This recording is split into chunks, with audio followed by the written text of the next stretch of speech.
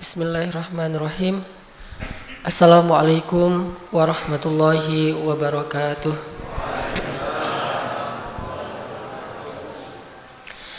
Alhamdulillah hamdan katsiran thayyiban mubarakan fih kama yuhibbu rabbuna wa yarda.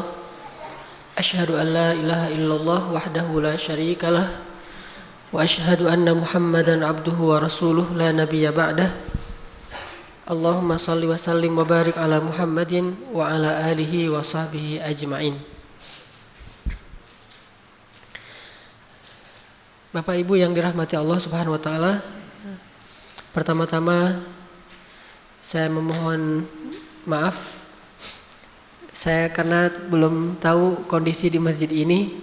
Sebetulnya saya pribadi juga sedang menjalankan qunut nazilah di salat berjamaah yang saya lakukan, cuman khawatir salah, jadi tadi saya mungkin belum berkoordinasi. Tapi tidak apa-apa, kita tutup dengan doa nanti di akhir majelis untuk saudara-saudara kita di Aleppo, Rohingya, Palestina dan di seluruh dunia. Pada malam ini kita akan belajar tentang salah satu di antara dasarnya ilmu. Kalau kata Imam Al-Ghazali, dasarnya ilmu itu adalah ketika akhirat lebih engkau cintai daripada dunia. Itu adalah dasarnya ilmu. Dari dasar atau fondasi itulah kemudian ilmu Islam dibangun. Dari fondasi itulah kita memahami ma'rifatullah, kita memahami ibadah kepada Allah, kita memahami akhlak, muamalah, semuanya dari dasar. Salah satunya adalah ketika akhirat lebih kita cintai daripada dunia. Sedangkan puncaknya ilmu adalah takut kepada Allah. Ra'sul hikmah kata Nabi, makhafatullah. Puncaknya ilmu adalah takut kepada Allah Subhanahu wa taala. Jadi bisa kita simpulkan dari dua kalimat ini,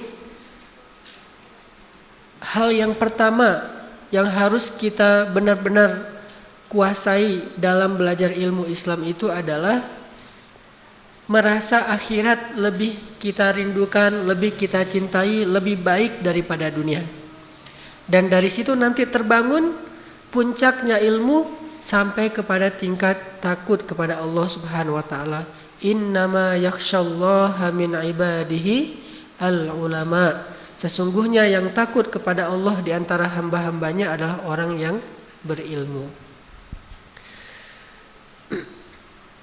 Untuk membahas tentang bab mencintai akhirat lebih daripada dunia ini, saya akan mengawali dengan tilawah surat Al-Qiyamah. Mungkin kalau Bapak Ibu membawa mushaf Al-Quran atau ada aplikasi Al-Quran di handphonenya, boleh membuka surat 75, surat Al-Qiyamah, yang semua isi suratnya itu tentang akhirat, tentang kiamat, tentang kematian, tentang apa yang terjadi setelahnya. A'udzu billahi minasy syaithanir rajim. Bismillahirrahmanirrahim. La uqsimu biyaumil qiyamah wa la uqsimu bin nafsil lawwamah.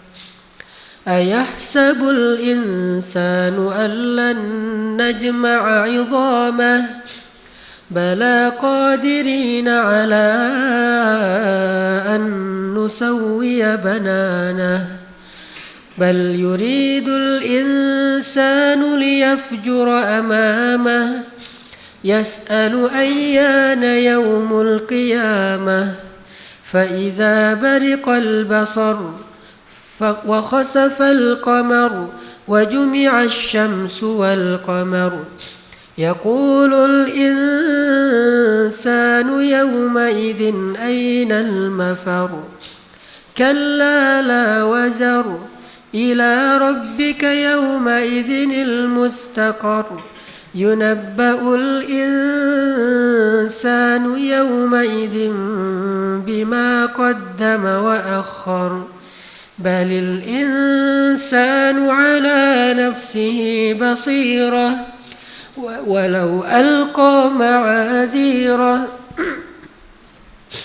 لا تحرك به لسانك لتعجل به إن علينا جمعه وقرآنه فإذا قرأناه فاتبع قرآنه ثم إن علينا بيانه كلا بل تحبون العاجلة وتذرون الآخرة وجوه يومئذ ناظرة إلى ربها ناظرة ووجوه يومئذ باسرة تظن أن يفعل بها فاقرة كلا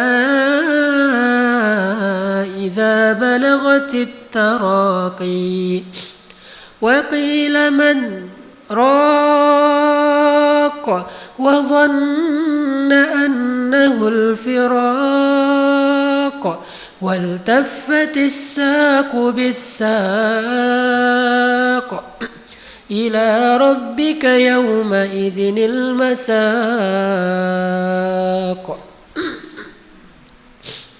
فلا صدق ولا صلى ولكن كذب وتولى ثم ذهب إلى أهله يتمطى أولى لك فأولى ثم أولى لك فأولى أيحسب الإنسان أن يترك سدى ألم يك نطفة من مني يمنى ثم كان علقة فخلق فسوى فجعل منه الزوجين الذكر والأنثى أليس ذلك بقادر على أن يحيي الموتى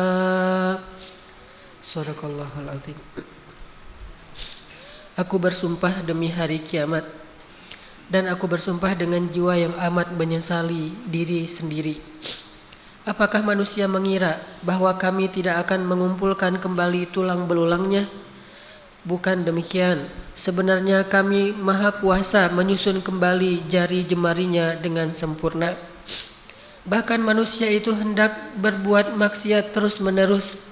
Ia berkata, kapankah hari kiamat itu terjadi?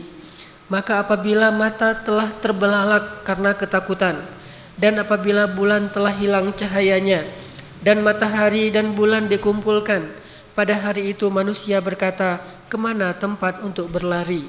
Sekali-kali tidak ada tempat untuk berlindung. Hanya kepada Tuhanmu lah pada hari itu tempat kembali. Pada hari itu diberitakan kepada manusia apa yang telah dikerjakannya dan apa yang dilalaikannya. Bahkan manusia itu menjadi saksi atas diri mereka sendiri, meskipun dia mengemukakan alasan-alasan. Janganlah kamu gerakkan lidahmu untuk membaca Al-Quran karena hendak terburu-buru menguasainya. Sesungguhnya atas tanggungan kamilah mengumpulkannya di dadamu dan membuatmu pandai membacanya. Apabila kami telah selesai membacakannya, maka ikutilah bacaan itu. Kemudian sesungguhnya atas tanggungan kamilah penjelasannya. Sekali-kali janganlah begitu. Sebenarnya kamu manusia lebih mencintai kehidupan dunia dan mengabaikan kehidupan akhirat.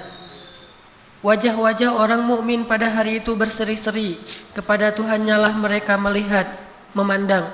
Dan wajah-wajah orang kafir pada hari itu menjadi muram. Mereka yakin bahwa akan ditimpakan kepada mereka azab yang sangat dahsyat. Sekali-kali janganlah demikian. Apabila nafas seseorang telah menyesak sampai ke tenggorokannya dan dikatakan kepadanya, siapakah yang dapat menyembuhkan? Dan dia yakin bahwa sesungguhnya itulah waktu perpisahan dengan dunia atau kematian. Lalu bertautlah betis kiri dan betis kanannya. Kepada Tuhanmu lah pada hari itu kamu dihalau. Dan ia tidak mau membenarkan Rasul dan Al-Quran yang tidak mau mengerjakan sholat.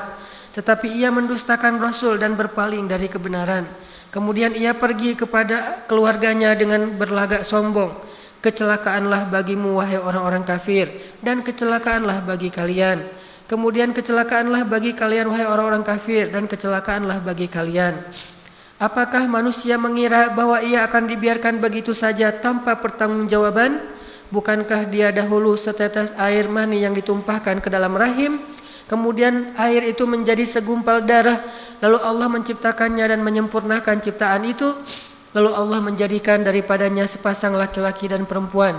Bukankah Allah yang berbuat demikian Maha kuasa untuk menghidupkan orang yang telah mati?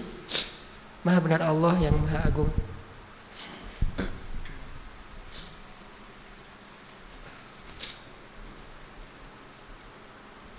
Jamaah yang dirahmati Allah Subhanahu wa taala, kita perlu belajar dan mengajarkan kepada keluarga kita tentang kehidupan akhirat itu lebih penting, lebih lama, lebih abadi, lebih bahaya, lebih indah, lebih dahsyat daripada kehidupan dunia. Ini salah satu materi pendidikan yang harus serius kita pelajari dan kita ajarkan kepada keluarga kita, terutama kepada anak-anak kita. Karena dari pemahaman dasar inilah kita akan bisa mudah mengajak keluarga kita kepada amal-amal soleh. Orang akan mudah beramal soleh kalau amal solehnya itu didasari atas kecintaan kepada akhirat. Tapi akan terasa sangat berat beramal soleh kalau amal solehnya itu didasari atas hitung-hitungan dunia. Jadi anak kita kalau disuruh sholat berat, mungkin dia belum paham tentang nikmatnya akhirat dan bahayanya juga akhirat bagi orang yang sholat dan yang meninggalkan sholat. Sehingga perlu kita tanamkan sampai menjadi perasaan dan keyakinan dalam hati keluarga kita, dalam hati kita masing-masing, bahwa semua yang kita lakukan di dunia ini nanti akan dimintai pertanggungjawaban di akhirat. Dan itu konkret, bahwa kita yang di akhirat nanti adalah kita yang sekarang di dunia, bukan mimpi, bukan cuma ruh, cuma pindah tempat, pindah waktu, tapi diri kitanya sama. Itu mirip seperti kalau kita sekarang pergi ke Mekah, tempatnya berubah, waktunya berubah, tapi diri kitanya masih sama. Memori kita masih terbawa, sehingga kita masih ingat dengan keluarga kita di kampung, kita kangen dengan mereka, kita telepon mereka, hanya pindah tempat saja. Yang mungkin waktunya berubah sedikit, berbeda 4 jam. Kalau di sini sudah siang, di sana mungkin masih pagi. Berubah waktu, berubah tempat, tetapi diri kita sama, tidak ada yang berubah. Begitu juga akhirat, hanya berubah tempat, namanya bukan lagi dunia, tetapi akhirat. Berubah waktu, bukan lagi 24 jam dalam sehari, tetapi siangnya selama-lamanya. Cuman diri kita itu sama persis, tidak ada yang berubah kecuali karena amal-amal kita berubah menjadi lebih baik fisik kita karena amal soleh kita, atau berubah menjadi buruk fisik kita karena amal dosa-dosa kita. Tapi diri kita masih sama. Sehingga di dalam Al-Quran di banyak ayat disebutkan tentang bagaimana nanti di akhirat orang itu memorinya, hafalannya tuh masih kebawa dengan apa yang terjadi di dunia. Banyak ayatnya. Salah satunya adalah yang paling mungkin populer itu di surat Al-Baqarah. Wa basyiril ladzina amanu wa 'amilus solihati anna lahum jannatin tajri min tahtihal anhar kullama ruziqu minha min thamaratir rizqan قالوا هذا الذي رزقنا من قبل وأتوا به متشابها. Setiap kali mereka dikasih buah-buahan di dalam surga, mereka bilang ini seperti buah-buahan yang kita makan di dunia. Berarti memorinya masih sama. Dia masih ingat buah pisang yang dia makan di dunia, karena di surga juga ada buah pisang. Korma yang dia makan di bulan Ramadan selama di dunia, karena di surga juga ada korma. Delima yang dia makan apalagi kalau lagi pulang umroh, di surga juga ada delima. Cuma durian saja yang mungkin tidak ada ya. Beda, gak disebutkan di Al-Quran, Allahu a'lam. Yang jelas dia akan membandingkan. Kullama ruziqu minha min thamaratir rizqan qalu hadzal ladzi ruziqna min qabl. Ini seperti buah yang kita makan di dunia. Wa utubihi mutasyabiha. Tetapi Allah tidak sama memberikan buah di surga dengan di dunia, hanya mirip tetapi rasanya jauh lebih nikmat. Ini artinya diri kita yang di akhirat nanti sama dengan diri kita yang di dunia. Bahkan di surat-surat yang lain nanti kita akan membaca kalimat-kalimat saling menghujat di padang mahsyar. Wa barazu lillahi jami'a فقال الضعفاء للذين استكبروا إنا كنا لكم تبعا فهل أنتم مغنون عنا من عذاب الله من شيء. Nanti di padang mahsyar para pengikut atau orang-orang yang selama ini senantiasa ikut-ikutan akan berkata kepada idola-idola mereka, pemimpin-pemimpin mereka, orang yang mereka ikuti. Mereka berkata, dulu kami di dunia senantiasa mengikuti kalian. Maka bisakah hari ini kalian menyelamatkan kami? Berarti masih kenal dengan orang-orang yang selama ini dia berinteraksi di dunia. Nih anak-anak muda, kalau yang senang main sosial media, ada Instagram. Kita nge-following nih. Nge-follow misalnya artis, nge-follow selebriti, nge-follow orang-orang yang mungkin kalau muslim masih oke lah sekedar silaturahim. Tetapi ini jelas-jelas seorang artis, selebriti yang dia citranya adalah citra kufur kepada Allah. Banyak berbuat dosa, baik dosa yang diadegankan dalam film atau dosa dalam kehidupan sehari-hari, begitu juga dengan statement-statement dia kepada agama Allah. Kita nge-follow dia. Begitu dia ngeposting, kita nge-like, kita ikut-ikutan merepost, kita ikut-ikutan gaya dia. Kalau dia bikin begini, kita begini juga. Kalau dia bikin gini, kita satanik ikut-ikutan. Kita pakai pakaian dengan simbol-simbol dia. Following, kita ngikutin terus kepada apa yang dia lakukan. Nanti di akhirat, semua yang kita lakukan di dunia ini akan kita jadikan sebagai hujjah. Inna kunna lakum taba'a. Kami di dunia senantiasa nge-follow kalian, kalau bahasa Instagram. Kami ini followers. Saya followers kamu, saya selalu nge-like apapun yang kamu posting. Saya selalu ngikutin kamu dan seterusnya dan seterusnya. Saya pengen mirip dengan kamu gaya-gayanya. Fahal antum mughnuna 'anna min 'adzabillahi min syai'? Sekarang tolong kami dari azab Allah. Apa kata idola-idola itu? Sawa'un 'alaina ajazi'na am sabarna ma lana mim mahis. Nasib kita hari ini sama. Gak ada bedanya antara followers dengan yang di follow, antara idola dengan para fans. Gak ada bedanya. Nasib kita sawa'un alaina. Mau kita mengeluh, mau kita minta ampun, mau kita bersabar, mau kita tabah rela, malana mim mahis, kita tidak bisa lari dari azab Allah hari ini. Barulah saat itu mereka menyesal sudah mengikuti orang-orang ini. Ternyata memorinya masih kebawa, masih kenal siapa aja yang berinteraksi dengan dia di dunia. Belum lagi nanti hadis-hadis Nabi tentang orang soleh yang di pintu surga bertanya tentang saudara yang dia cintai karena Allah di dunia. Ya Rabbi, ketika orang soleh mau masuk surga, dia nanya, Aina fulan, di mana seorang saudara yang saya cintai karena engkau di dunia ya Allah. Kata Allah, dia berada di pintu neraka, mau masuk neraka. Kata orang soleh ini, ya Allah, demi kasih sayangmu, izinkan saya menyelamatkan dia, karena sesungguhnya saya mencintai dia karena engkau selama di dunia ya Allah. Akhirnya Allah izinkan dia menyelamatkan saudaranya yang mau masuk neraka, yang tadi sudah dililit dengan rantai besi, udah ngantri gitu mau masuk neraka. Tiba-tiba malaikat nanya, ini mas itu ya namanya, Oh, kok kenal? Ya, soalnya ada saudara kamu tuh nungguin. Akhirnya tiba-tiba dilepaskan rantai-rantainya, dia disuruh balik lagi. Kamu nggak jadi masuk neraka, bebas. Dia penasaran siapa yang menyelamatkan saya, siapa yang menyelamatkan saya. Ternyata pas ketemu, Kiai Fulan, Ustadz Fulan, Syekh Fulan, hamba Allah Fulan yang solih, yang kita saling mencintai karena Allah, dan ternyata nanti di akhirat dia ikut menyelamatkan kita dengan seizin Allah SWT. Ini artinya memorinya masih kebawa.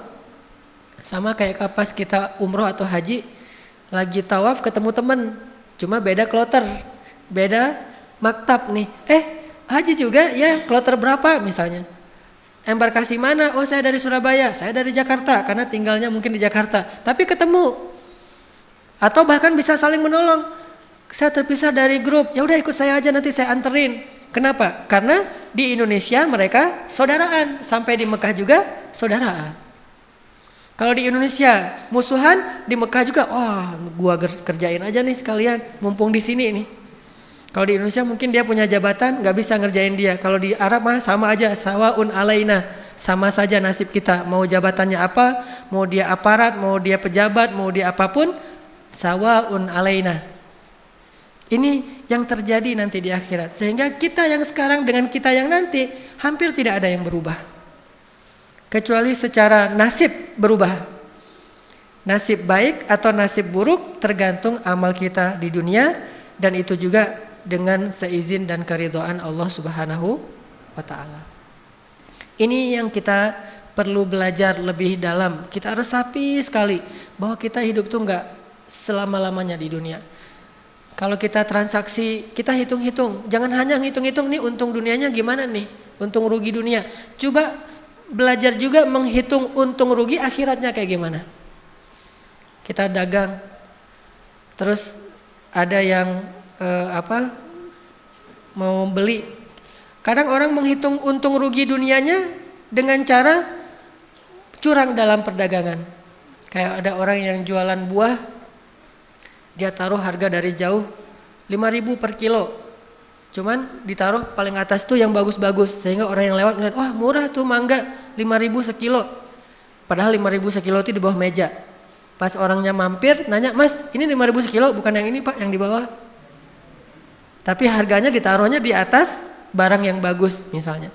Ini hitung-hitungannya murni duniawi, untung atau rugi. Tapi kalau dia mau menghitung untung ruginya akhirat, pasti akan berubah lagi tuh. Cara ekspresi dia, cara dia bekerja, cara dia beramal, cara dia berakhlak. Karena kalau hitung-hitungannya untung rugi akhirat, kecenderungannya insya Allah akan jauh lebih jujur. Gak bisa manipulasi Allah Subhanahu wa ta'ala. Yukhadi'una Allah walladzina amanu wa ma yakhda'una illa anfusahum. Hanya membohongi diri sendiri, gak bisa ngebohongi Allah. Makanya kalau kita bertransaksi dalam hidup di dunia ini dengan hitung-hitungan dunia saja, sedikit amal soleh yang bisa kita kerjakan. Tapi kalau kita membuat minimal balance deh, seimbang antara hitung-hitungan dunia dengan hitung-hitungan akhirat. Gimana seimbangnya? Kita boleh untung dunia, tapi jangan sampai gara-gara untung dunia rugi akhirat. Boleh cari untung dunia, nggak masalah. Bahkan para sahabat pun setelah perang Badar sempat ribut masalah ghanimah kan? Yas'alunaka 'anil anfal. Ini unik ceritanya nih.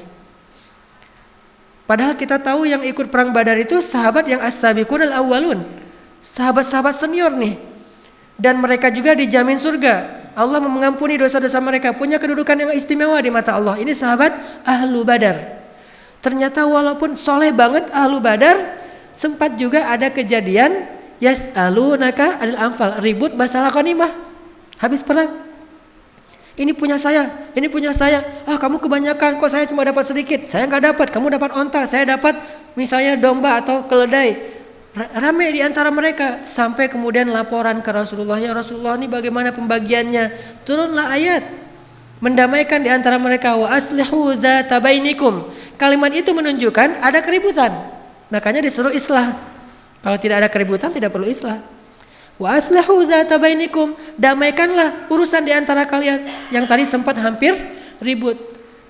Ternyata enggak dilarang untuk mendapatkan dunia. Walaupun para sahabat tidak berperang karena ghanimah. Kalau yang berperang karena ghanimah itu munafikun di dalam surat Al-Fat. Kalau tidak ada ghanimah mereka nggak mau perang. Kalau banyak ghanimah yaitu perang Khaybar, mereka daftar paling awal. Ya Rasulullah ikut sertakan saya, ikut sertakan saya. Kata Allah mereka nggak boleh ikut. Karena giliran yang umroh yang berakhir dengan perjanjian Hudaybiyah mereka nggak mau ikut. Soalnya nggak ada ghanimah. Giliran Khaybar mereka daftar karena ghanimahnya gede. Kalau orang mukmin nggak memikirkan ghanimah, tetapi bukan berarti tidak mengambil ghanimah. Bahkan dalam Islam itu ada fikih ghanimah, fikih fai, bagaimana membagikan harta, bukan rampasan perang sebetulnya, harta yang didapatkan setelah menang dalam perang, tidak dirampas. Bukan hanya itu adegannya, bahkan dalam perang Hunain, perang setelah Fathu Makkah, orang Ansor sempat ribut juga masalah ghanimah. Yang tadi Muhajirin, kalau sekarang Ansor. Setelah selesai perang Hunain nih, Nabi membagikan ghanimah dari perang Hunain itu hampir seluruhnya kepada orang Muhajirin dan orang Mekah yang baru masuk Islam. Bayangin seorang Abu Sufyan yang baru masuk Islam dapat 200 ekor onta. Sedangkan Ansor nggak dapat apa-apa. Jadi seolah-olah menurut orang Ansor Nabi nggak adil. Muncul desas-desus di kalangan Ansor. Salah satu desas-desusnya, Nabi kalau udah ketemu kaumnya lupa sama kita. Ini desas-desus dari kalangan Ansor. Padahal dulu ketika kaum muslimin hijrah ke Madinah, orang Ansor itu wa yu'thiruna ala anfusihim walau kana bihim khasasah. Habis-habisan menolong orang Muhajirin, enggak pernah hitung-hitungan. Sempat kejebak juga. Nabi mah kalau udah ketemu kaumnya lupa sama kita. Desas-desus ini tersebar sampai viral kalau bahasa sosial media. Oh, viral tuh. Postingan Nabi kalau udah ketemu kaumnya lupa sama kita. Jadi viral. Repost, semuanya pada repost.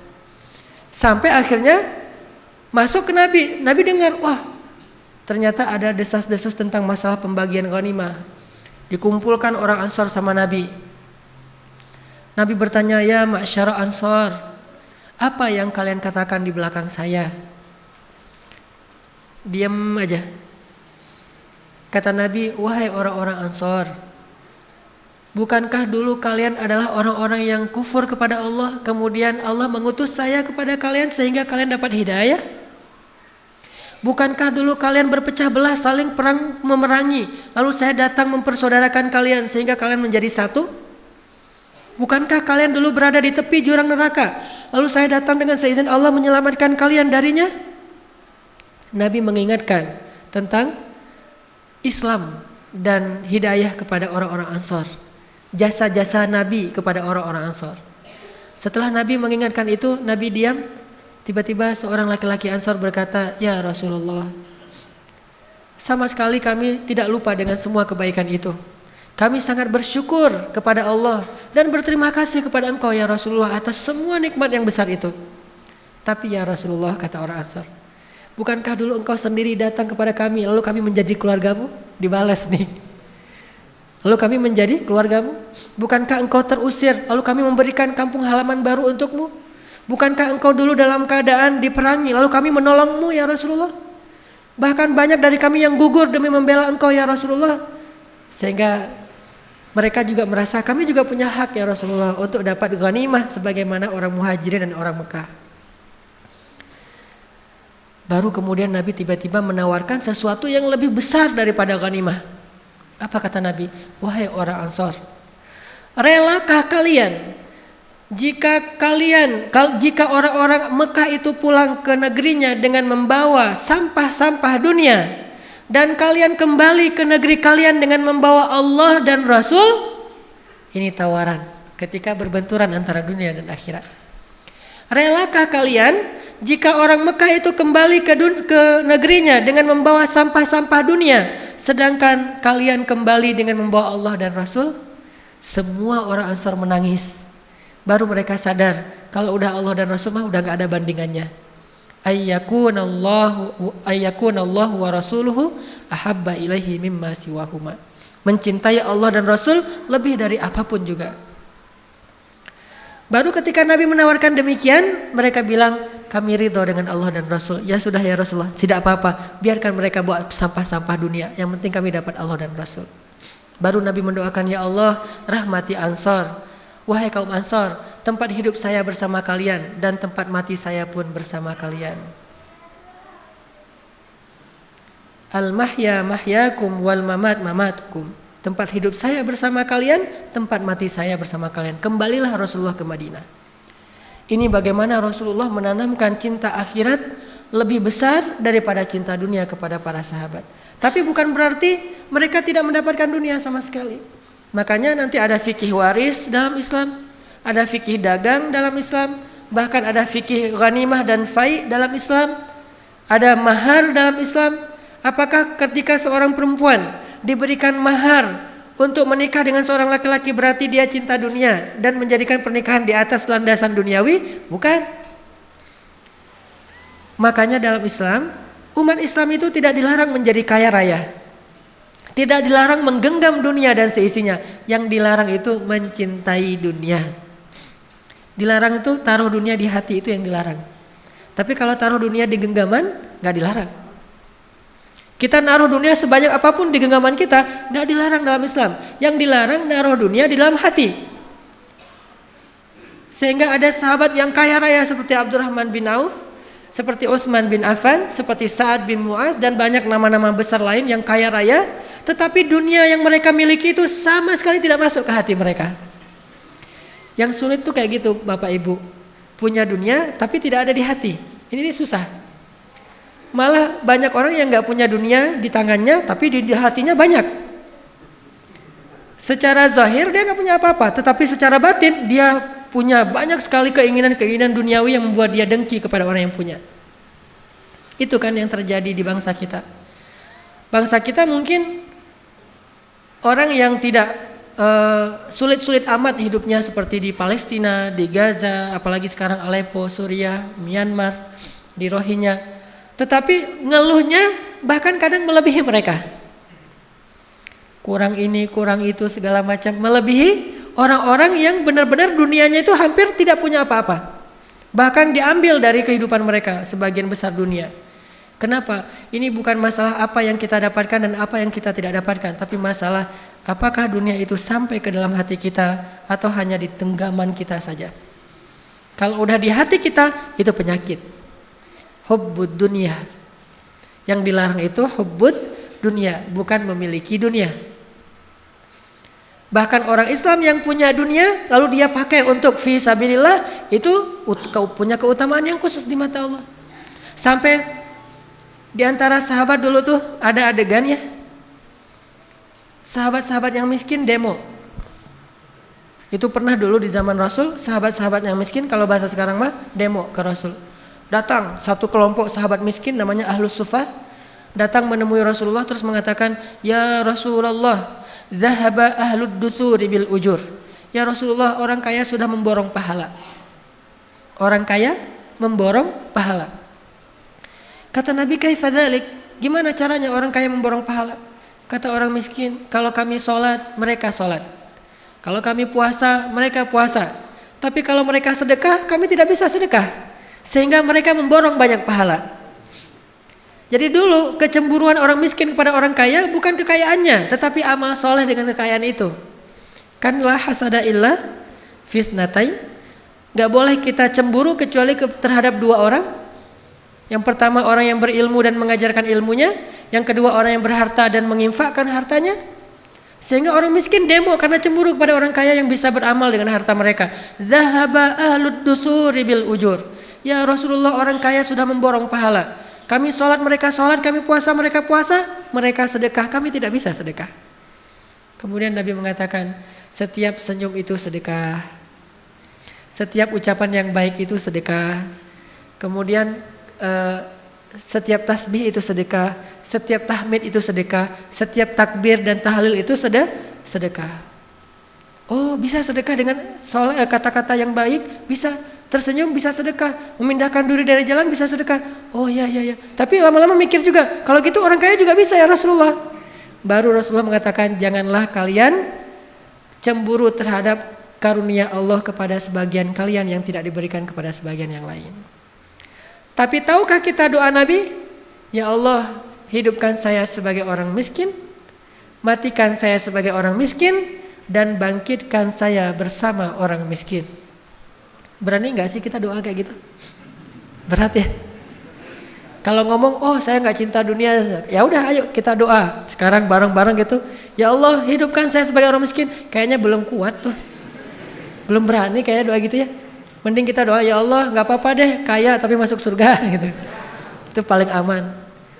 Kalau Nabi sampai memilih, saking gak ada nilainya dunia bagi beliau, sampai memilih, ya Allah hidupkan saya sebagai orang miskin, dan gak pernah mengeluh dengan kemiskinan. Matikan saya sebagai orang miskin, dan tidak masalah dengan itu. Khadijah pun walaupun hidupnya sebagai orang kaya, meninggalnya dalam keadaan fakir bahkan, gak punya warisan apa-apa. Dan bangkitkan saya bersama orang miskin, karena orang miskin masuk surga 500 tahun lebih dulu daripada orang kaya. Tapi kalau orang kaya yang dermawan masuk surga, surganya jauh lebih tinggi daripada orang miskin. Ini kan pilihan ya. Jadi orang kaya, oh surganya nanti kalau saya dermawan lebih tinggi. Jadi orang miskin, tapi kan saya lebih duluan masuk surganya. Ini sama-sama punya keistimewaan. Makanya bagi kaum muslimin, dunia itu gak masalah. Abdurrahman bin Auf yang kaya raya, sedikit pun dunia tidak ada di hatinya. Suatu hari istri-istri Abdurrahman bin Auf menghidangkan makanan berbuka puasa untuk Abdurrahman. Macam-macam varian menunya. Ada daging kambing, ada ayam, ada segala macam. Wah, rotinya dengan bermacam ragam. Ketika Abdurrahman melihat hidangan yang sangat berlimpah, Abdurrahman menitikkan air mata, nangis. Lalu istrinya bertanya, "Ma yubkika? Apa yang membuat kamu menangis?" Abdurrahman mengatakan, "Ada orang yang lebih soleh dari saya, tetapi meninggalnya tidak punya kain kafan, kecuali sehelai selimut kecil, yang kalau ditutup kepalanya kelihatan kakinya, yang ditutup kakinya kelihatan kepalanya. Dia adalah Mus'ab bin Umair dan Hamzah bin Abdul Muthalib. Mereka berdua lebih soleh dari saya, tetapi hidupnya susah. Mungkin kesolehan mereka itu Allah ingin balas di akhirat saja, tidak di dunia. Sedangkan saya yang gak lebih soleh dari mereka, mungkin amal saya yang sedikit sudah dibalas di dunia dengan berlimpah. Terus dapat jatah apa saya nanti di akhirat? Ya Allah ampunkanlah saya." Coba gitulah Abdurrahman bin Auf. Kalau kita mungkin, wah Rabbi akraman, Tuhan saya tuh baik banget sama saya, dikasih harta yang berlimpah. Kalau Abdurrahman bin Auf menangisi kekayaannya. Ada gak sih sekarang orang yang sedih, nangis, terus temennya nanya, "Kenapa nangis mas?" "Ya kok saya kaya ya?" Nangis kaya teh. Ada nggak orang sekarang gara-gara kaya nangis? Yang banyak gara-gara miskin nangis. Ini gara-gara kaya, sedih aja nih orang kaya. Naiknya mobil mewah Alphard, di dalam mobil wajahnya wajah orang yang sedih terus. Ditanya sama supirnya, "Pak kenapa sedih terus?" "Ya saya naiknya kok Alphard ya." Gitu. Bukan naik misalnya motor biasa atau sepeda ontel, kok naiknya Alphard? Kenapa bukan naik becak? Kayak ada orang naik onta yang onta merah yang harganya satu ekor onta 500 juta. Naik onta sedih, kenapa? "Saya kok naiknya onta merah ya, bukan keledai." Gitu. Ini sedikit sekali orang yang bisa seperti Abdurrahman bin Auf. Hartanya berlimpah, tetapi itu hanya di genggamannya, tidak ada sedikit pun di dalam hatinya. Untuk bisa seperti itu kita butuh latihan. Cara latihannya kita belajar betapa akhirat itu lebih baik daripada dunia. Kalau udah yakin akhirat lebih baik daripada dunia, semuanya akan mudah. Ada kisah yang saya selalu terngiang-ngiang tentang dua orang sahabat. Dua-duanya senior nih. Yang satu namanya Abu Lubabah, yang satu namanya Abu Dahdah. Abu Lubabah punya pohon korma satu-satunya, dan itu subur banget pohon kurmanya, tumbuh di sebelah rumah anak yatim. Sehingga dia agak miring sedikit pohon kurmanya dan tumbuh di sebelah rumah anak yatim. Zaman dulu rumah orang Arab kalau orang miskin mah tidak ada atap. Jadi terbuka gitu, atap langit. Karena pohon kurmanya rindang, sehingga kalau buah-buah kurma itu jatuh, ada juga yang jatuh ke dalam rumah anak yatim. Dan anak yatim itu ketika ada yang jatuh ke dalam rumahnya, namanya anak kecil, diambil jadi cemilan. Jadi kalau anak sekarang permen, dulu mah korma, makan sama anak yatim. Abu Lubabah tahu ternyata buah kormanya ada yang dimakan sama anak yatim yang jatuh ke dalam rumah mereka. Akhirnya Abu Lubabah mengadu kepada Rasulullah, ngelaporin anak yatim. Ya Rasulullah, itu anak-anak pada ngambil korma saya dan saya nggak rela. Dipanggil, Rasulullah nggak tahu kalau itu anak yatim. Ketika dipanggil menghadap ke Rasul, ditanya kenapa kalian makan? Oh, kami kira kami punya hak di situ, soalnya kami anak yatim. Baru Rasulullah tahu ternyata itu anak yatim. Langsung Nabi mengatakan kepada Abu Lubabah, ya Abu Lubabah, maukah kamu punya pohon kurma di surga? Gimana caranya ya Rasulullah? Wakafkanlah pohon itu kepada anak yatim, maka Allah akan menggantikan untuk kamu satu pohon kurma di surga yang kalau kamu berjalan di bawah naungannya 100 tahun, kamu belum keluar dari naungannya. 100 tahun jalan di bawah pohon itu belum keluar dari bayang-bayang naungan pohon tersebut. Saking rindang dan besarnya pohon di surga.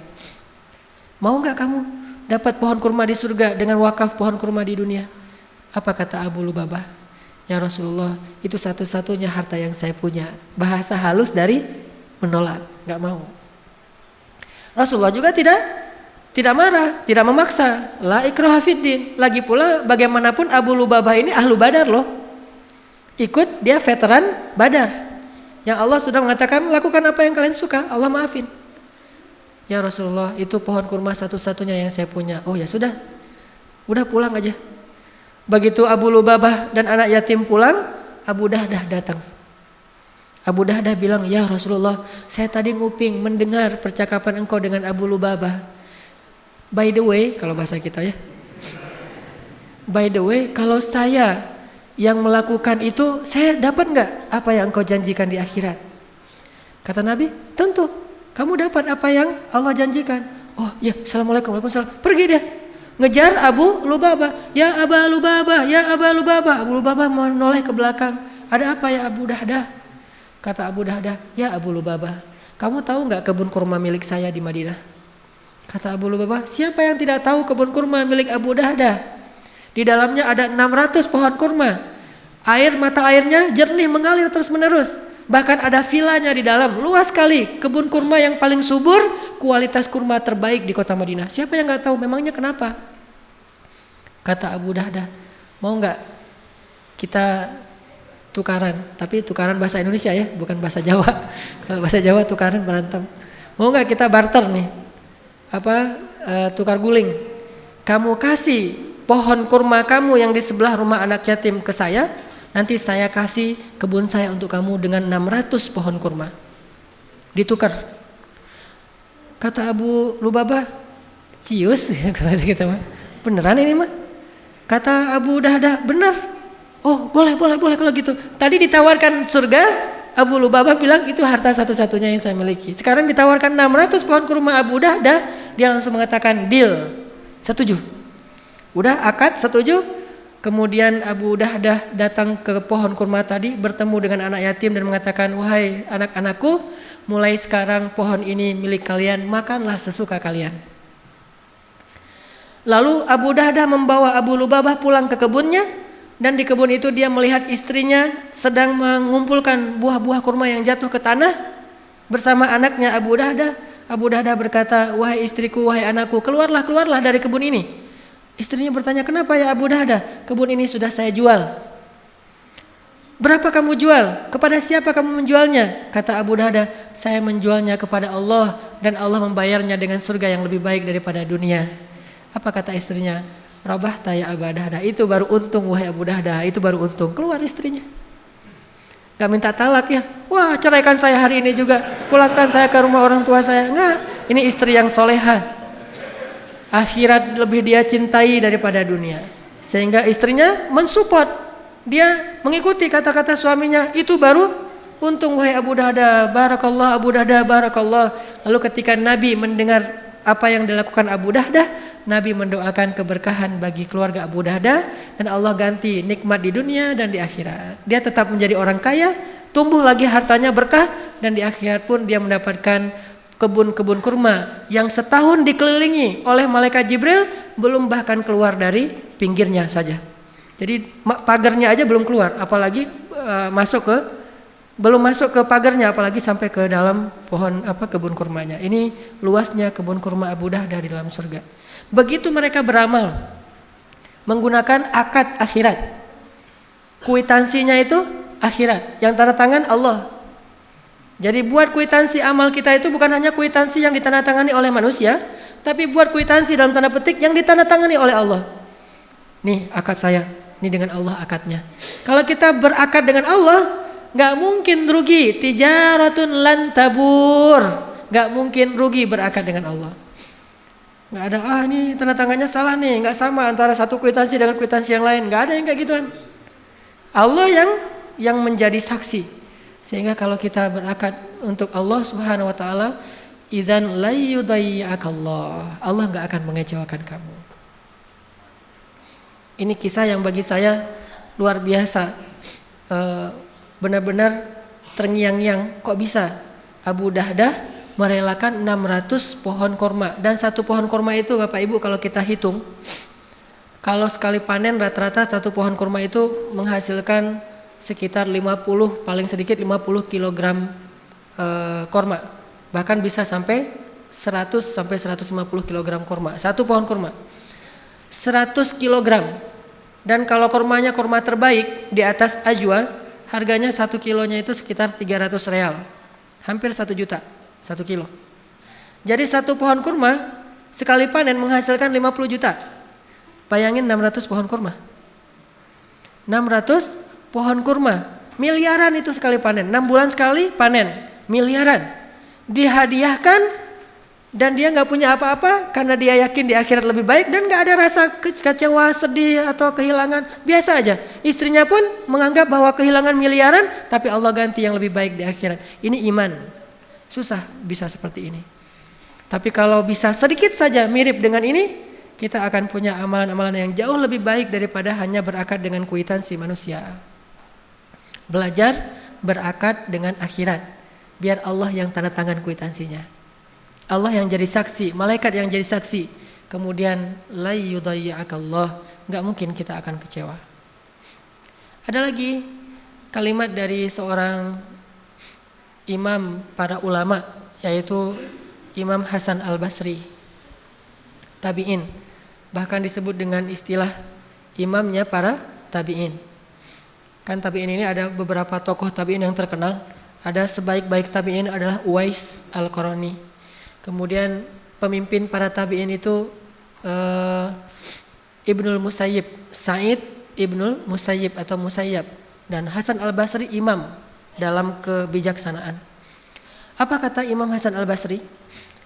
Dunia dan akhirat itu seperti timur dan barat, dan kita berada di tengah-tengah. Dunia dan akhirat seperti timur dan barat, dan kita berada di tengah-tengah. Ketika kita condong ke timur, maka kita menjauh dari barat. Ketika kita condong ke barat, berarti kita menjauh dari timur. Gak mungkin kita condong kedua-duanya sekaligus. Itu dalam urusan hati. Beda dalam urusan amal. Kalau dalam urusan amal, kadang bisa mendapatkan dunia akhirat sekaligus. Kalau dalam urusan amal, bersedekah, akhirat dapat, dunianya Allah lipat gandakan. Memberi nafkah, bekerja untuk memberi nafkah kepada keluarga, dunia dapat harta, akhirat itu pahalanya lebih besar daripada pahala infak fi sabilillah. Kalau niatnya nafkah keluarga. Kalau dalam amal, dunia akhirat itu bisa jalan berbarengan. Tapi kalau dalam urusan hati, nggak bisa. Hati itu tidak condong kecuali ke salah satu arah.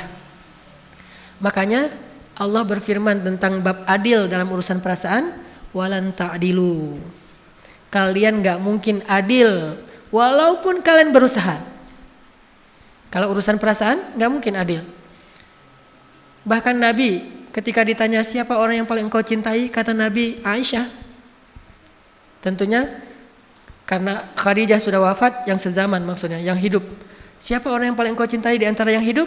Aisyah, kata Rasulullah. Padahal beliau punya Hafsah, Sofia, Maria, dan banyak nama-nama istri beliau. Tapi tetap kalau cinta, Aisyah yang paling dicintai.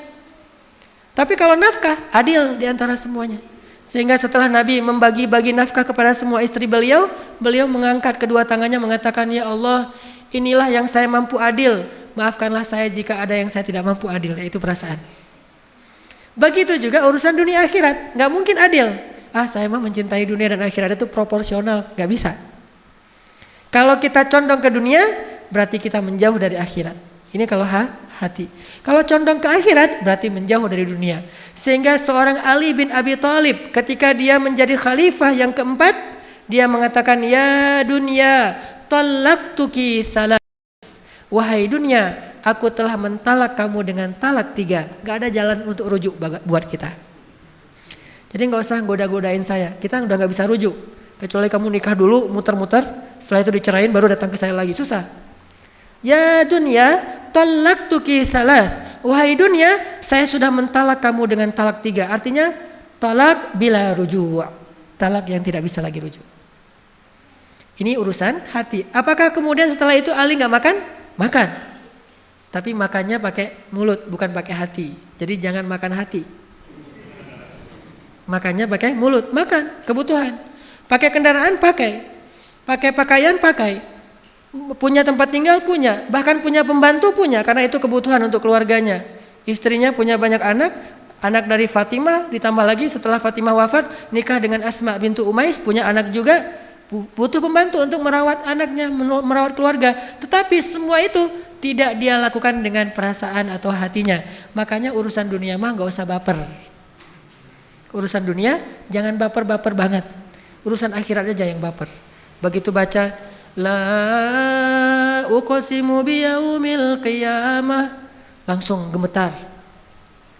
Ketika baca ulaika humul warisun alladzina yarithunal firdausa hum fiha khalidun. Semangat, baper untuk urusan akhirat. Ya ayyuhalladzina amanu hal adullukum ala tijaratin tunjikum min azabin alim. Hai orang-orang yang beriman, mau enggak aku tunjukkan perniagaan yang menyelamatkan kalian dari api neraka? Semangat langsung gitu, itu baper akhirat. Kalau baper dunia, midnight sale. Wah, mana midnight sale? Browsing, cari diskon 50% segala macam. Baper kan? Kita mungkin secara manusiawi agak baper dalam urusan dunia. Semangat, sedih, kecewa, bahagia, urusan dunia. Itu udah manusiawi. Tetapi kita juga harus belajar punya perasaan yang bahkan lebih dari itu dalam urusan akhirat. Bahagia, kecewa, sedih, senang, urusan akhirat. Kenapa kita sedih? Karena hari ini sholatnya telat. Kenapa kita bahagia? Alhamdulillah bisa sedekah, alhamdulillah bisa beramal soleh, alhamdulillah bisa memaafkan kesalahan orang lain. Kenapa? Begitu kita maafin kesalahan orang, Allah maafin kesalahan kita. Semangat, senang gitu. Karena akadnya kwitansi akhirat, bukan hanya kwitansi dunia. Amal akan jauh lebih mudah ketika kita belajar akhirat. Ahabba ilaihi, lebih dia cintai. Kalla bal tuhibbunal ajilah wa tadharunal akhirah, kata Allah tadi di Al-Qiyamah. Kalian lebih mencintai ajilah dunia dan kalian mengabaikan akhirat, padahal walal akhiratu khairul laka minal ula wal akhiratu khairu wa abqa. Akhirat lebih baik daripada dunia dan akhirat lebih baik dan kekal. Belajar berakad untuk akhirat, belajar mencintai akhirat lebih daripada dunia. Ada lagi kisah yang luar biasa juga yang saya pernah baca tentang istri solehah yang lebih mencintai akhirat daripada dunia. Selain istrinya Abu Dahdah, ada istrinya Umar bin Abdul Aziz, khalifah yang adil kelima. Kan Khulafaur Rasyidin dalam Islam itu ada 6, walaupun yang terkenal 4, Abu Bakar, Umar, Utsman, Ali. Nah, yang kelimanya Umar bin Abdul Aziz dan yang keenamnya Nuruddin Zinki, gurunya Salahuddin Al-Ayyubi. Nah, Umar bin Abdul Aziz punya istri solehah banget, namanya Ummu Iyal, nama panggilannya. Nama aslinya Fatimah binti Abdul Malik. Abdul Malik itu kakaknya Abdul Aziz. Jadi Fatimah sama Umar sepupuan. Jadi nikah sepupu nih. Ketika Umar bin Abdul Aziz menjadi khalifah, dia sibuk mengurus umat. Umar bin Abdul Aziz melihat istrinya sedang memakai perhiasan warisan dari orang tuanya. Jadi Fatimah ini keturunan raja-raja, kakeknya Raja Marwan, ayahnya raja Abdul Aziz, Abdul Malik, saudaranya raja, adiknya raja, kakaknya raja, suaminya raja. Jadi di sekelilingnya Fatimah raja semua itu secara bergiliran. Pertama kakeknya Marwan, itu raja Bani Umayyah. Kakeknya meninggal diganti dengan Abdul Malik, ayahnya itu juga raja. Pamannya gubernur Abdul Aziz, suaminya Umar bin Abdul Aziz raja juga. Kakaknya nanti setelah Umar bin Abdul Aziz raja juga. Adiknya juga raja. Tinggal di istana, warisan dari keluarganya tuh banyak, emas, permata. Suatu hari ketika Umar bin Abdul Aziz menjadi khalifah, Fatimah lagi membuka box perhiasan. Dia pakai, namanya juga perempuan, tabiatnya senang berdandan dan itu sesuatu yang sifatnya fitrah, tidak dicela selama tidak berlebihan. Dia jadi fitting gitu ya, ganti, oh ini cocoknya ini, terus aja gitu sibuk di kamar. Lalu Umar bin Abdul Aziz memperhatikan, tiba-tiba Umar bin Abdul Aziz datang dan mengatakan, wahai kekasihku, wahai Fatimah, engkau pilih harta itu atau memilih aku? Diadu nih antara harta dengan suami. Kamu pilih harta atau aku? Apa maksudnya? Kalau kamu pilih harta, kalau kamu pilih aku, maka wakafkanlah semua perhiasan ini kepada Baitul Mal agar kita bagikan kepada fakir miskin. Tidak boleh ada satu perhiasan pun di rumah seorang khalifah atau di rumah seorang raja. Tidak boleh. Wakafkan semua ini kepada Baitul Mal dan kita berikan kepada fakir miskin. Walaupun itu harta bukan semuanya pemberian Umar. Banyak warisan orang tuanya. Tapi kalau kamu memilih harta, maka tinggalkanlah aku. Kita ambil jalan sendiri-sendiri. Apa kata istrinya? Wahai suamiku, tidak ada yang di dunia ini yang lebih aku cintai setelah Allah dan Rasul kecuali engkau. Sam'an wa ta'atan, sami'na wa ata'na. Diambil semuanya, masih ada di bawah tempat tidur. Oh ternyata masih ada lagi, kumpulin semuanya, nginfakin, wakaf ke Baitul Mal. Sejak saat itu mereka jatuh miskin dan tidak punya apa-apa di rumah. Sampai bisa begitunya seorang istri Khalifah Ar-Rasyidin, sehingga dia digolongkan oleh para ulama termasuk perempuan yang paling ajaib dalam sejarah Islam. Ini karena akadnya akhirat. Lalu setelah Umar bin Abdul Aziz wafat karena diracun, hanya bertahan 2 tahun kepemimpinan Umar bin Abdul Aziz, diracun oleh pengkhianat, kemudian beliau wafat. Setelah beliau wafat, yang jadi raja berikutnya adiknya Fatimah.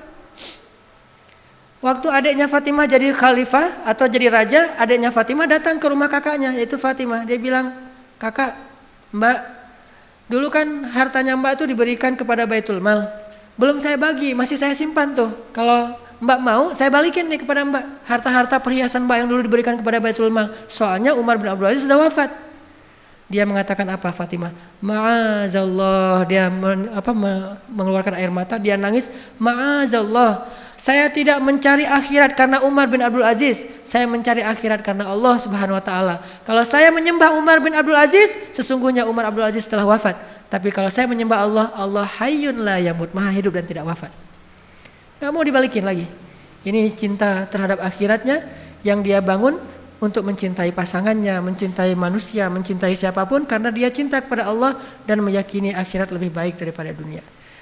Memang ajaib. Kalau kita nggak bisa persis kayak gitu, minimal kita belajar semangat seperti itu. Mungkin untuk bisa niru sahabat tabi'in sampai ke sekelas ini butuh waktu buat kita. Tetapi bukan berarti tidak perlu menyemangati diri kita untuk mengikuti mereka, walaupun hanya 1% saja.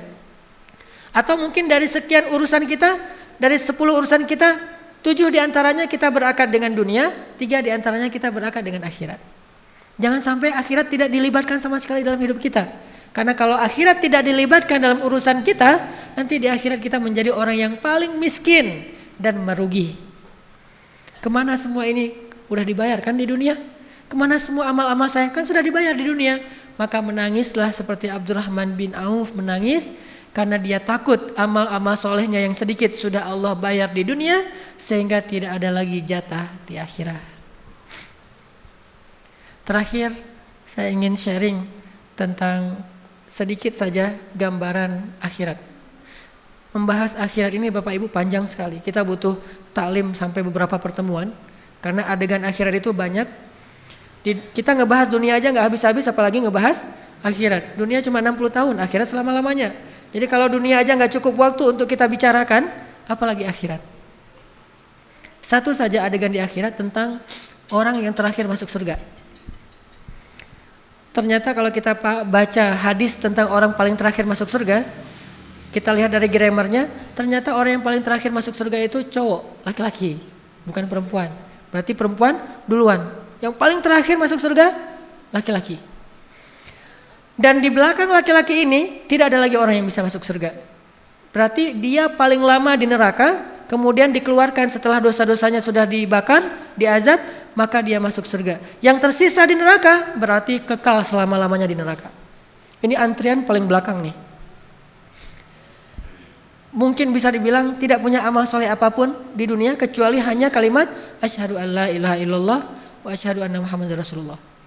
Enggak sholat, enggak puasa, enggak haji, enggak baca Quran, enggak ngapa-ngapain. Kalau perempuan mungkin enggak berhijab, banyak berbuat dosa, mungkin berzina, mungkin minum khamar, mungkin membunuh dan seterusnya. Cuman di hatinya masih ada la ilaha illallah muhammadar rasulullah. Cuma itu satu-satunya kebaikan dia, yang lain enggak ada. Sehingga diazab dulu dengan hisab dari Allah. Dia paling belakang masuk surganya. Begitu dia dikeluarkan dari api neraka, tubuhnya semuanya bekas-bekas luka dan udah rusak tubuhnya, rusak dihidupkan lagi, mati dihidupkan lagi, terus saja kayak gitu selama mungkin ribuan tahun di neraka. Begitu dia keluar dari api neraka, kemudian dia diberikan kesempatan untuk membersihkan diri di 2 telaga. Di telaga pertama dia mandi.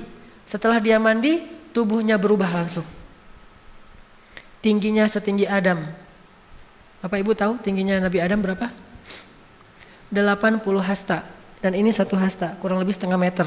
Berarti 80 hasta itu 40 meter. Itu tingginya Adam. Dan Nabi mengatakan manusia diciptakan dengan fisik terbaik, yaitu fisik Adam.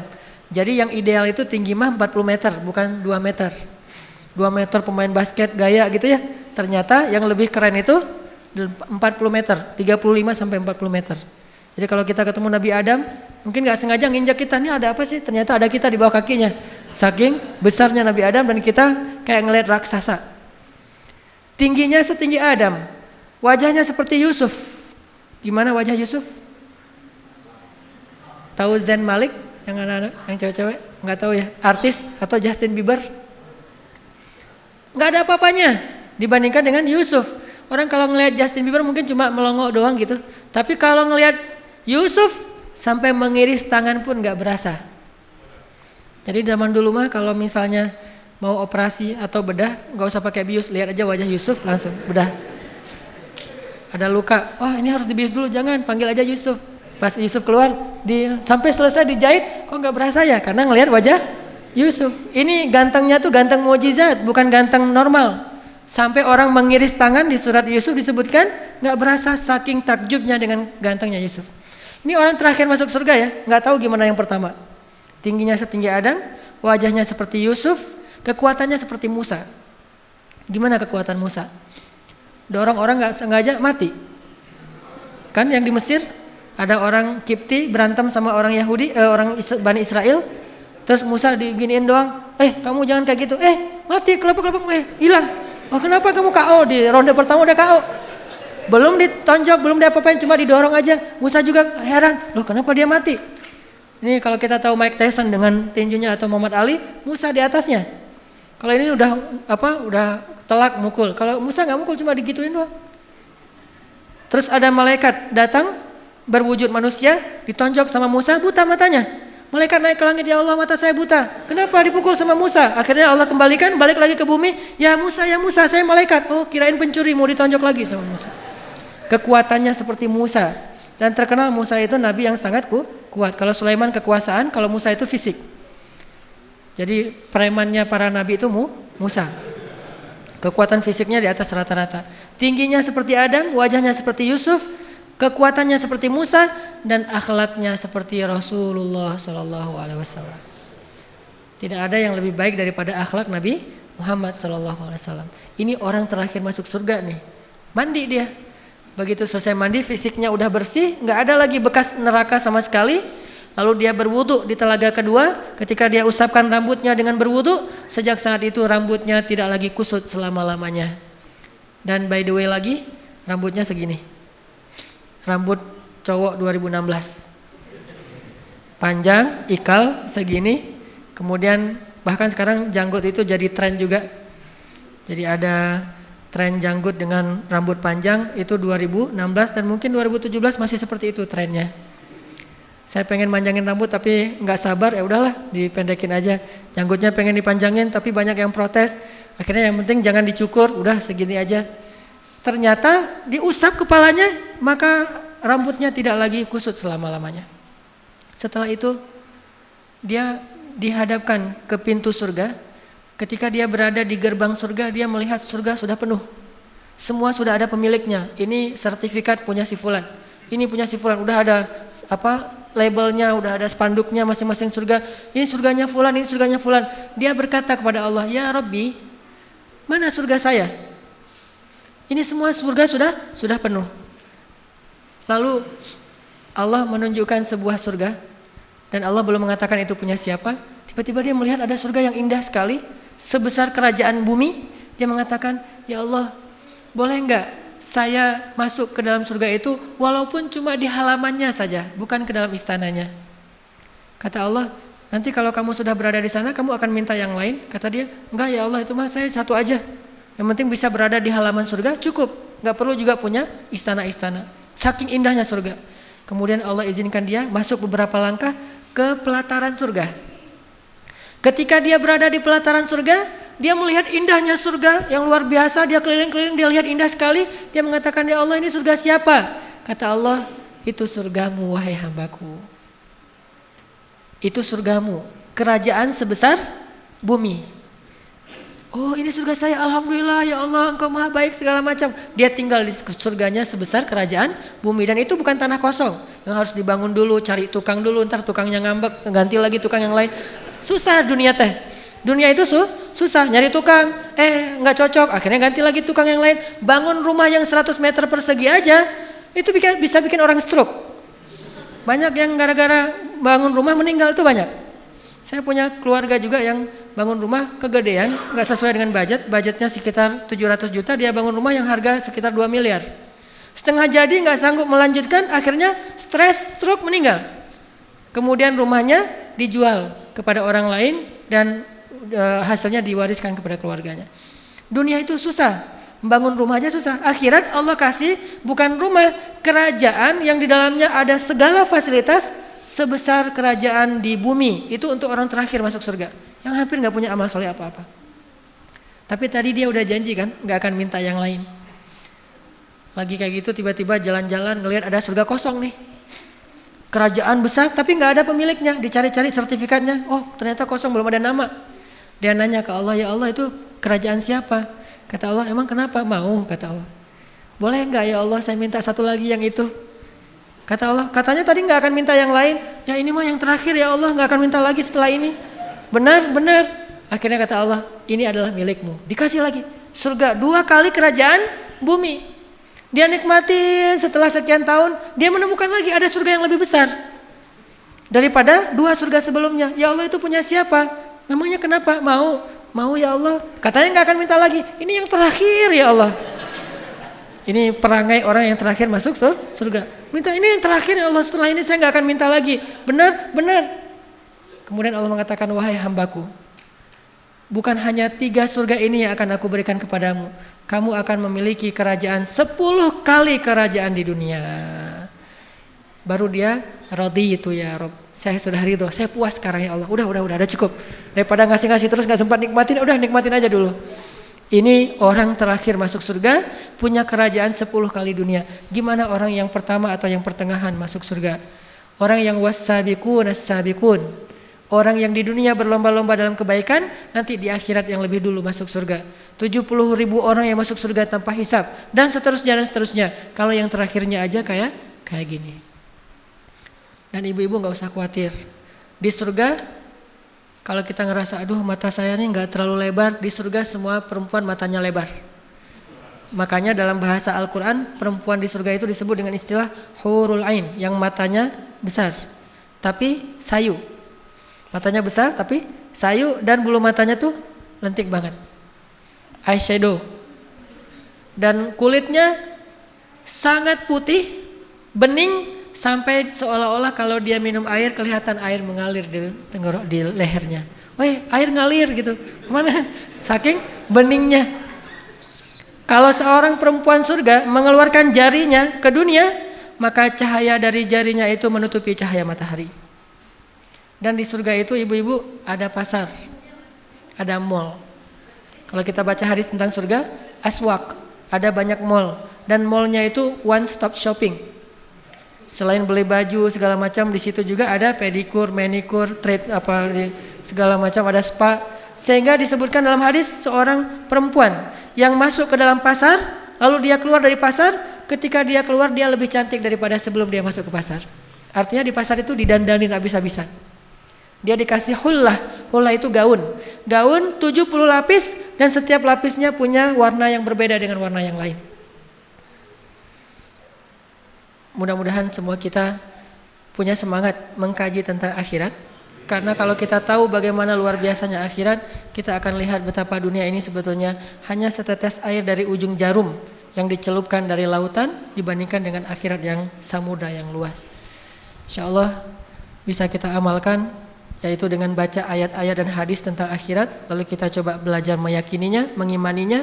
Mudah-mudahan dengan demikian kita bisa beramal, akadnya bukan hanya kwitansi dunia, tetapi juga kwitansi akhirat insyaallah. Itu aja yang bisa saya sampaikan. Mungkin langsung ditutup dengan doa. Bapak Ibu yang dirahmati Allah, usahakan setiap kali kita berdoa, jangan lupa mendoakan saudara-saudara kita di Gaza, di Aleppo atau Suriah dan di Rohingya. Kalau orang mungkin ingin membantu kaum muslimin di sana dengan cara mengetuk pintu-pintu istana, diplomasi, politik segala macam, maka ada yang lebih penting untuk kita ketuk, yaitu pintu langit. Kalau pintu istana ini adalah kemampuan diplomasi negara, kalau pintu langit itu dunia. Allah Rabbul Alamin. Makanya kalau kita nggak mampu mengetuk pintu-pintu para raja, kita bisa mengetuk pintu raja di atas segala raja. Dan pintu raja ini tidak sulit untuk diketuk, hanya dengan cara mengangkat kedua tangan, kita berdoa untuk kaum muslimin. Mudah-mudahan dengan demikian Allah segera memberikan pertolongan kepada kaum muslimin dengan kemenangan. Walaupun selama ini kita yakin Allah selalu menolong kaum muslimin dengan kesabaran, tetapi kita juga berharap Allah menolong dengan kemenangan kepada kaum muslimin dan kehancuran bagi orang-orang yang zalim. A'udzu billahi minasy syaithanir rajim. Bismillahirrahmanirrahim. Allahumma ighfir lana wa liwalidayna warhamhuma kama rabbayana shighara. Allahumma inna nas'aluka al-huda wat-tuqa wal-'afafa wal-ghina. Allahumma a'inna ala dzikrika wa syukrika wa husni ibadatik. Rabbana atina min ladunka rahmatan wa hayyi' lana min amrina rashada waj'al lana min kulli dhiqin makhraja wa min kulli hammin faraja wa min kulli usrin yusra. Allahumma ansuril Islam wal muslimin. Allahumma ansuril muslimina fi Palestin. Allahumma ansuril muslimina fi Suriah. Allahumma ansuril muslimina fi Rohingya. Allahumma anjil muslimina al-mustad'afin. Allahumma anjil mustad'afina minal mu'minin. Allahumma alayka bil yahud. Allahumma alayka bir rafidah. Allahumma alayka bil zalimin. فانتقم منهم يا الله كما انتقموا منا يا الله فإنهم لا يعجزونك إنك على كل شيء قدير. اللهم اشدد وطأك عليهم يا الله واجعلها عليهم سنين كسني يوسف اللهم العن كفرة من أهل الكتاب اللهم العن كفرة من الرافضة اللهم أهلكهم يا الله اللهم إنا نسألك أن تحرر المسجد الأقصى المبارك من أيدي الغاصبين أن تحرر المسجد الأقصى المبارك من أيدي اليهود اللهم انصر المجاهدين اللهم وحد صفوفهم وسدد رميهم واشفي جرحاهم وارحم شهداءهم اللهم اشفي صدور المسلمين اللهم اجعل بلدنا هذا إندونيسيا بلدا آمنا وارزق أهله من الثمرات من آمن منهم يا رزاق اللهم اهدي شباب المسلمين اللهم استر عورات المسلمات اللهم ألحقنا بالصالحين ربنا هب لنا من أزواجنا وذرياتنا قرة أعين واجعلنا للمتقين إماما اللهم أرنا عجائب قدرتك أنت مولانا يا الله ما لنا غيرك يا الله قصدناك يا ربنا قصدناك يا رب العالمين Ya Allah ya Arhamar Rahimin, ampunkanlah dosa-dosa kami ya Allah, maafkanlah kesalahan-kesalahan ya Allah. Kami adalah manusia biasa, kami pelupa. Kadang kami membaca Al-Quran, tetapi tidak lama kemudian justru kami mengingkarinya, kami tidak mengamalkannya. Kadang kami membaca hadis, tetapi kami tidak menghiraukannya dalam amalan-amalan kami. Ampunkanlah dosa kami ya Allah. Janganlah Engkau murka kepada kami ya Allah. Karena jika Engkau murka kepada kami, siapa lagi yang bisa berkasih sayang kepada kami selain Engkau ya Allah. Jika Engkau menutupi kami dari rahmat-Mu, siapa lagi yang bisa memberi kami rahmat ya Allah. Jika Engkau menghalangi kami dari kasih sayang-Mu, siapa lagi yang kami bisa harapkan kasih sayang-Mu, kasih sayangnya daripada Engkau ya Allah.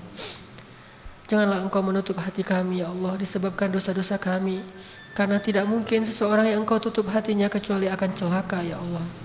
Ya Arhamar Rahimin, bantulah saudara-saudara kami di Palestina.